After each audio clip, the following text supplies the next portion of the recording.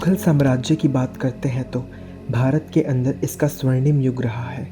सबसे ज़्यादा fashion, clothing और कल्चर के हिसाब से जब से मुगल पीरियड की शुरुआत हुई तब से ही सभ्यता पर आक्रमण होते रहे।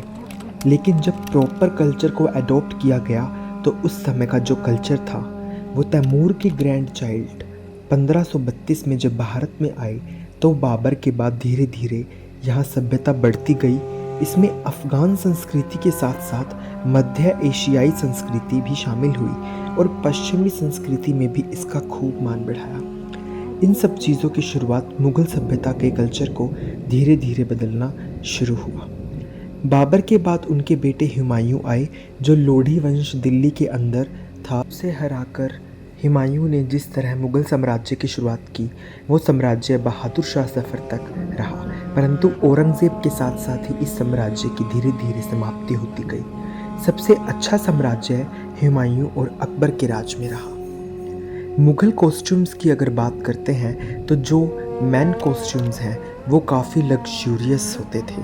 ज्वेलरी, ऑर्नामेंट्स होती थी और हेड गियर्स थे।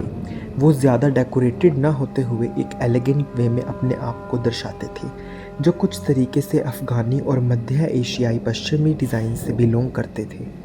मुग़लों पर राजपूताना असर देखा जा सकता था और राजपूतानों पर मुग़ल असर। इसी तरह से दोनों ने एक दूसरे के कल्चर को स्वागत किया और नया कल्चर इस्टेब्लिश किया। जैसा कि आप देख ही पा रहे हैं कि जो ज्वेलरी स्क्रीन पर आपको दिख रही है इसमें सबसे ज़्यादा हेड गियर्स फेमस हैं जो कीमती हीरे मोती जड़ित हुआ करते थे। इस सभ्यता के लोगों ने ज़्यादा से ज़्यादा ज्वेलरी का शौक़ रखा। सीधे साधारण कपड़े पहनने हेतु उस पर डायमंड, रूबीज़, बीड्स, पर्ल्स, सोना चांदी आदि का प्रयोग करके अपने आप को और ज़्यादा एलिगेंट वे में प्रस्तुत किया। हुमायूं और अकबर के ज़माने में ही सबसे ज़्यादा मोतियों पर ध्यान दिया गया। सफ़ेद मोती के साथ साथ लाल और हरे रंग के मोतियों पर भी उतनी ही विशेषता करी गई। मालाएं, हीरे जड़ित पासे, कान की बूंदों में अधिकतम चीज़ों में मोतियों का ही इस्तेमाल किया गया। अब हम बात करते हैं मुग़ल मोटिव्स की। मुग़ल मोटिव्स क्या है, इन्हें इसी ही नाम से क्यों बुलाया जाता है? मुग़ल मोटिव्स में मोन्यूमेंट प्रिंट्स हैं जो कमल के फूलों के साथ बनाए गए हैं। कुछ फ्लोरल पैटर्न एम्ब्रॉयडरी है जिसमें तरह तरह की फूल पत्तियों से बनाई गई एम्ब्रॉयडरी के पैटर्न्स हैं। काऊ है, पिकॉक है, इन तरीके की सब एम्ब्रॉयडरी डिज़ाइनिंग की जाती थी उस समय पर। Peacock designing, floral print designing, ये तरीके के एक मेन मोटिव्स यूज़ किए जाते थे। जब मुग़ल्स ने अपने कॉस्ट्यूम की शुरुआत की तो गैदर्स गाउन से की। उस पर अचकन पहना जो ब्रोकेट के बॉर्डर से एम्बेलिश था। उस समय की भाषा में चोंगा या जामा के नाम से जाना जाता था। ये जो वस्त्र थे ये डोरियों की सहायता से पहने जाते थे। इसके बिना ये दाएं और बाएं डोरियां लगी होती थी और बॉडी स्ट्रक्चर के हिसाब से ये सब एप्लीकेबल हो जाता था और बॉटम में ये पायजामा पहनते थे।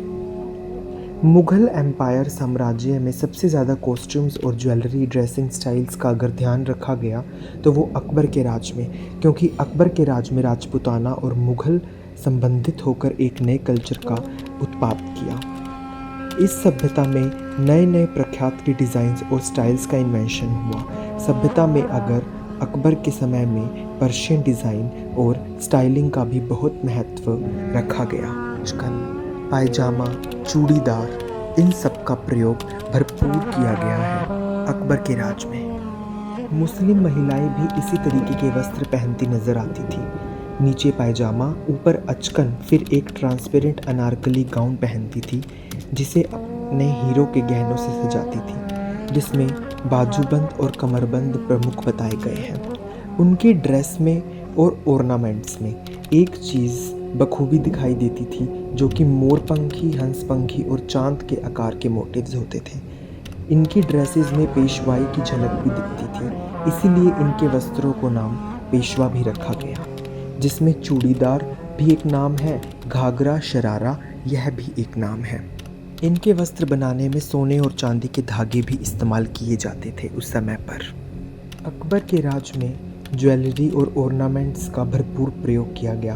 हर तरीके की धातु का इस्तेमाल किया गया है इन्हें बनाने के लिए, चाहे वो गोल्ड, सिल्वर, पर्ल या डायमंड हो।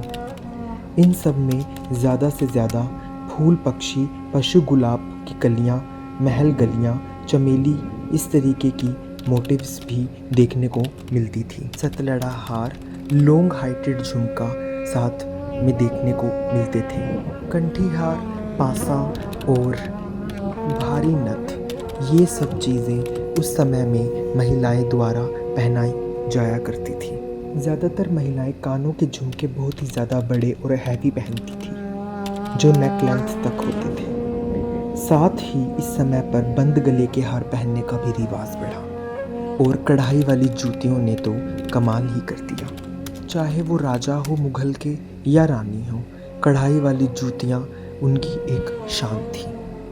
और अंत में आते आते इस सभ्यता ने हमें बहुत कुछ सिखाया। धन्यवाद।